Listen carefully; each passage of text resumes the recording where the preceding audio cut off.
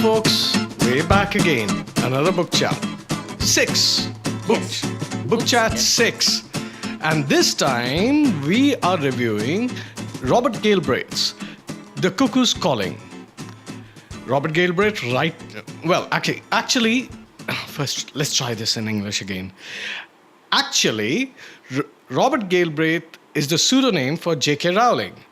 And in this book, she is, I guess, writing as a man. And Yeah, she said that I channeled my inner dude. Inner bloke, actually. Her exact words. I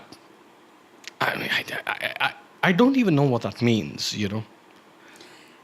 It's a very masculine kind of writing. No, if you... okay. Let me... from an author's perspective, when you're writing you're writing a woman's character, you're portraying that woman's character rather than turning into a dude, right? I think there are better options than turning into a dude. I just believe that.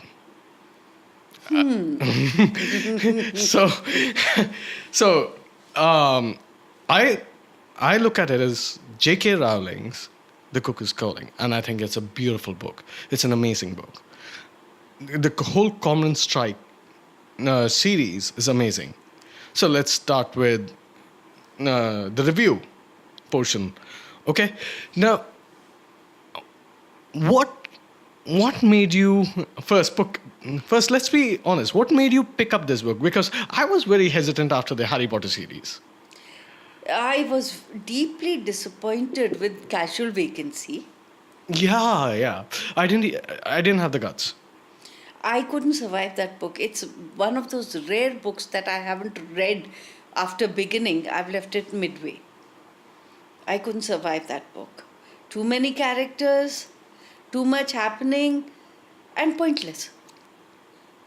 I picked up this book because, one thing, it's a mystery. Another thing, I read that famous words of hers, I channeled my inner bloke. So I said, let's see what the inner bloke says.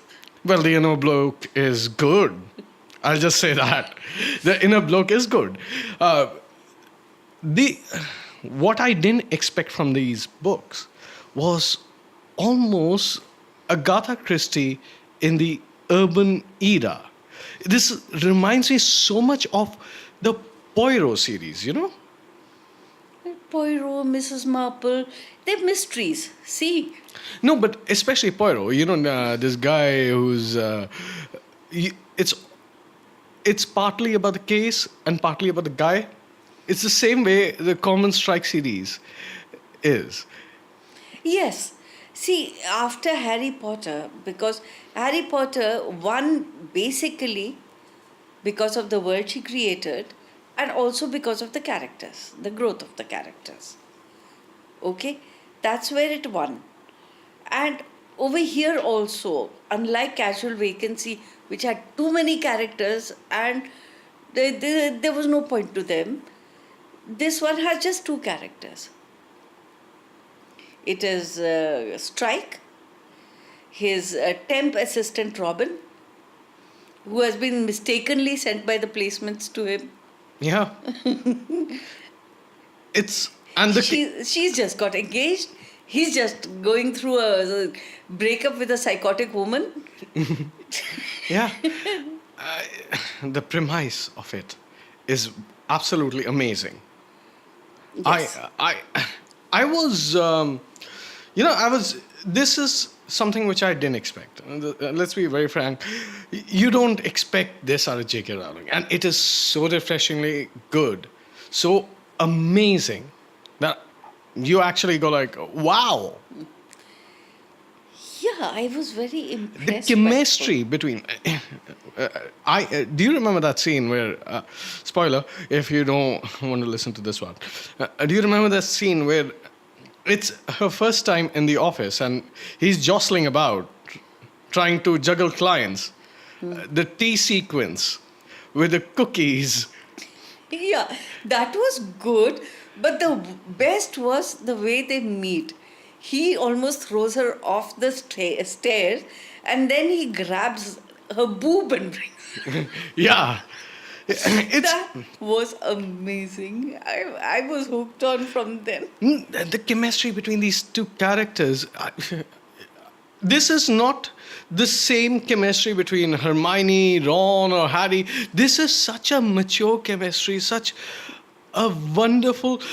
This is what you miss in the books right now, going about. Yes. I feel this kind of a chemistry, this kind of where both these characters accentuate each other's strengths. That is missing in a lot of books these days, and she's managed to bring it out. Yes. And then you have the Luna Landry case. Yeah, the cuckoo who fell down the stairs. Who Excuse fell to me, her who's death. the real cuckoo in this book? The one who fell or the one who is really cuckoo? I think it's Lula Landry. It's not Luna, it's Lula. Oh, it's Lula. Yeah. I see. A fashion model who falls down. The cops think it's a suicide. Drug overdose, Yeah. those kind of things. And he's investigating this case, and more than doesn't this book give you that that feeling that he also is like, most probably she did it, she killed her. Yeah. Through half the book he's like that, and even at the end it's like he doesn't believe it himself. I know. He doesn't. And though, I mean, by half the book, I knew who had done it. I didn't. I did. She You hid see, it well. She hid it well. There were no clues. But then, because you've read Agatha Christie and all that, you know that it's the least likely person who's done it. The butler did it. The butler did it. No, I think what threw me off was the fact that he doesn't believe it, that somebody killed her rather than. Yeah, but he's being paid, no? That's why he's following the case. Yeah, that threw me off till the end. I was like, oh wait, we're at the end. The characters, that black woman who she meets at her de-addiction center, who's blackmailing her. Yeah. The fashion designer who gives these fancy bags and fancy fur coats to everybody. Mm-hmm. All those kind of things. That was very nice. The detailing in this book. The detailing in this book is amazing. Yes. You can smell London. Yes. And I've never been there. I know. Yeah? Yeah. I can, especially when he goes to that meeting in that restaurant, okay? Mm-hmm. Where they're speaking about his father. Yeah. Yeah, the famous rock star. Johnny Rugby. Johnny Rugby, yeah, Johnny Rugby. Okay, so rugby or rockaby or whatever. Hey, you went through this book recently. For me, it's been a while. No, for me also it's been a while, but I can't. I've recently gone through the other latest book of hers. Okay. That's why I remember the father's name. Okay. I thought you went through this book recently. No. You reread it recently? No, I didn't. Okay. So, anyhow, I like... you could smell the restaurant in that scene. That's what I was talking about. Yeah. The Thames, the restaurant, the streets.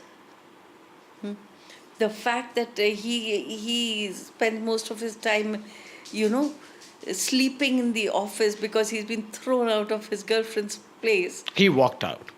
Okay, fine. He walked out. Yeah, because his girlfriend, girlfriend was playing mind games with him. Yes. Yeah, so he walks out and he's living in the office.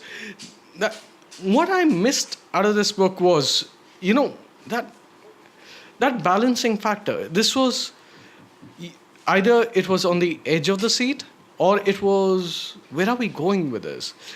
There were subtle moments where I would go like, can't we just be just entertained for a minute? I thought it was fairly entertaining. It wasn't funny, Yeah. but there were chuckles all through, and the humor wasn't out there, but the flow was good. I mean, for somebody who's tried to struggle through Casual Vacancy, I mean, this was a mystery. There was a point to it, and he was building up. She was building up this world, and She didn't even want to be known to write this book because she wanted it to do well on its own. After it did so well, and everybody said, "Who's Robert Galbraith?" That's when she revealed that, "Hey, okay, fine, I'm Robert Galbraith. J.K. Rowling is Robert Galbraith." I never understood that the logic of that woman because Because she didn't want to be associated. Like what happened to Casual Vacancy was people judged it because she thinks people judged it on the basis like it would be, it's a Harry Potter thing. Yeah, the Casual Vacancy was such a come down from Harry Potter. But it's Casual Vacancy was a come down from Harry Potter, but Harry Potter is a very hard thing to live up to. Yeah, it is. Everybody knows Harry Potter. So when everybody knows Harry Potter and everybody knows you through Harry Potter, you write something like Casual Vacancy, it would be a thing. So let's not even compare it to compare these books to Casual Vacancy. I would say let's compare it to its Other things, I mean, I don't know if you know, but I mean, I think my age will show. There were these Perry Mason mysteries. I have no idea. Huh? Okay. Okay. A lawyer and his secretary who solve cases. Okay. That was very big when I was growing up. Then there were the Agatha Christie mysteries. I think we should compare this series, the Strike series, with these books instead of comparing it with Harry Potter, which is a different genre altogether. Yes, exactly. What I was saying. I wanted to compare it to, who was that? The Firm. Okay. You know the book, The Firm. Yeah. Who wrote that? I don't remember. Okay, so A Time to Die. yes, The Firm. The Mockingbird. The writer is just on the tip of my tongue. Okay. Anyhow, so let's compare it to those. We don't get great signal over here in the studio or whatever. so I can't tell you how would you say? So if we are comparing them, comparing the Cuckoo's Calling to these, how would you say where they lagged and where they worked? For me, there was a balancing act. This book did not deliver. The other two books in the series did that, but they lacked somewhere else, which we will discuss later. Okay? So, for me, there was this balancing act where this series just went, this book just went like, I would have liked a moment to enjoy I enjoyed it. the chemistry between both these people a little more. There is it is not a chemistry right now. She is a temp. He is not able to pay her the salary she can get other places. Right. And that is where it stops at. And she has this thing that she wants to be a detective. Yes. And So, he doesn't know that. yes. So get them on a table. Let them talk. Let's see what comes out. I think you kept waiting for that in this book, and remember, this was like what? No, we didn't know this was going to be a series. No, we didn't know that. So it that left it hanging, and it just goes like, why are you dragging these parts? And people will right now most probably be screaming at me that you don't know anything about character development. No, I do. I've read plenty of books, but these parts, it makes it so obvious use of this particular art of writing that these parts are just cliffhangers just left there. Yes, In they are. every book, I do not like that. No, in the Silkworm, the next book, There are things which are clarified, yes, they are. and then yes, but we're not talking about that book. We're talking about this book. In this book, I think, it's too much employee. John Grisham. That's the author you're looking for. John Grisham. Yeah. We can compare her to John Grisham. Yeah. Sort of. Sort of, because John Grisham Was very American. not only American, he does it solo. So does. Strike has Robin. Yeah. But. Okay, fine. Let's. So, big deal, man. He always has a bloody sidekick on the side. The film has that chick with cross journalists, investigators. Okay. His other books has somebody else always. There's one main lead and one always. You always need two people. Otherwise, it's a madman's diary. That's a good name for a book. Madman's Diary. Yeah. So. Copyrighted. I'm writing it. So so you can compare it. So if we take all the John Grisham was in the 80s, and she's doing it in the new millennia. So. And he couldn't do atmosphere as No. she can. No, that's where she took Harry Potter and turned it into steroids. She's done the atmosphere, London, the Thames, the streets that they walk on, the tube that they take. She's put everything there, and I can actually feel it. Yes, I agree. So, rate it. What would you give it? Story 4. Dialogue, she is probably the best writer of dialogues in this modern day. Dialogue, I'll give it 5. And the atmosphere, 5 again. Why don't you just give up and give it a 5? I know you want to. You keep telling me that I'm too generous with my rating. And people keep hating on me because I'm not very generous in my rating. Yes. So I'm trying to explain it all to you. Four and a half to 5.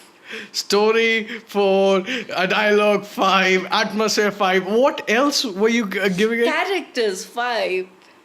Bugger! What's wrong with you? I'll give it a 3.5.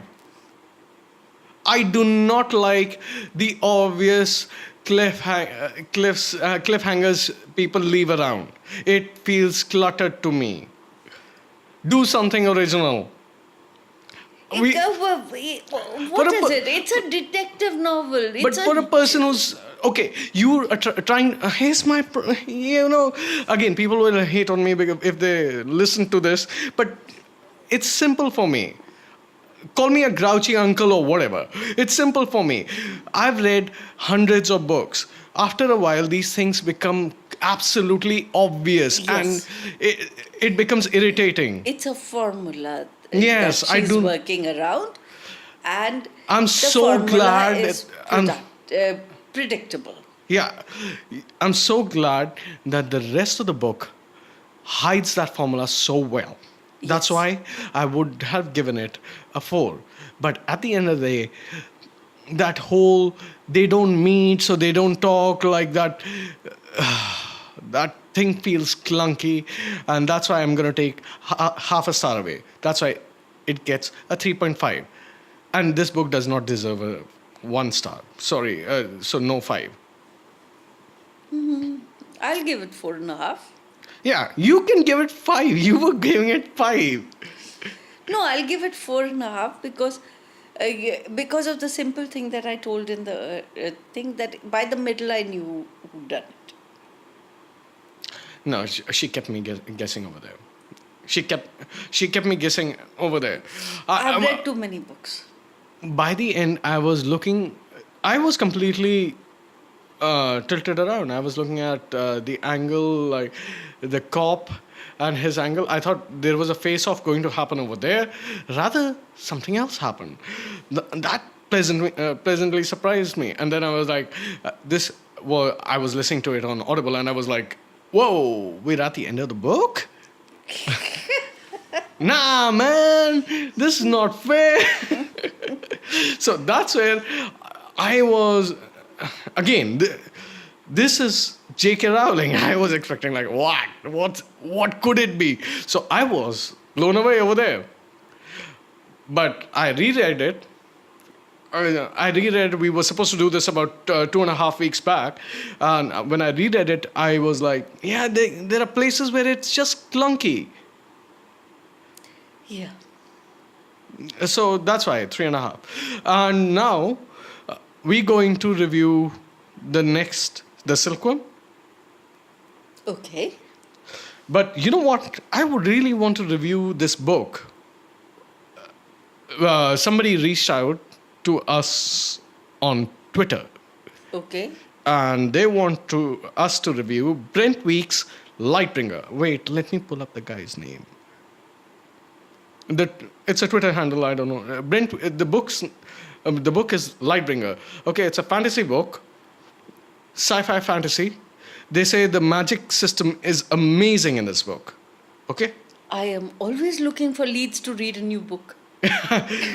and it's so nice that we keep doing this book chat, and then people can reach out to us.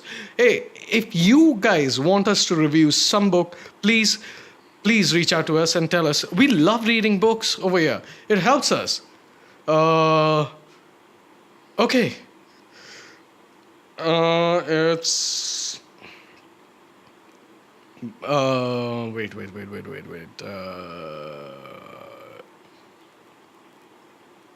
Okay. The handle is da ass. Twitter is so creative. So let's review that. I've just bought it. I'll give it to you. Lightbringer. Okay. It's the books. It's a series. Okay. The book's name is The Black Prism. It's by Brent Weeks. Let's review that, and let's come back to the Silkworm. Okay. Do you have anything else to add? Nothing. I will just endorse second your request. My Twitter handle is @PhoenixR2. And Ishan's Twitter handle is Ishan Lalit. @Ishan Lalit. Yeah, ISHANLALIT. I'm boring. I can't keep a Twitter handle called Da Ass. I'm sorry, Da Ass, if you're listening to this. Although I will say that he did it well. He wrote it like small d a underscore a s. DA_AS. Yeah. That's okay. Yeah, but it is, quite creative, I would say. See, these kind of Twitter handles one doesn't forget. Yeah. So it serves its purpose. Right. So Anything out? Nothing. When do we do the silkworm? Next week or earlier if you want it. I've read it. I remember it. I need to go through it. Oh, then we'll give you time. Yes. You know how many books. I'm constantly reading and working. So I forget books. I thank heavens that my work takes me on a long commute so that I can read books. You can listen to books. All right. Yeah, read books. Let's be a purist for a minute. Let me be a purist for a minute. Books have paper and print. All right, people. See you next time. Bye-bye. Good night.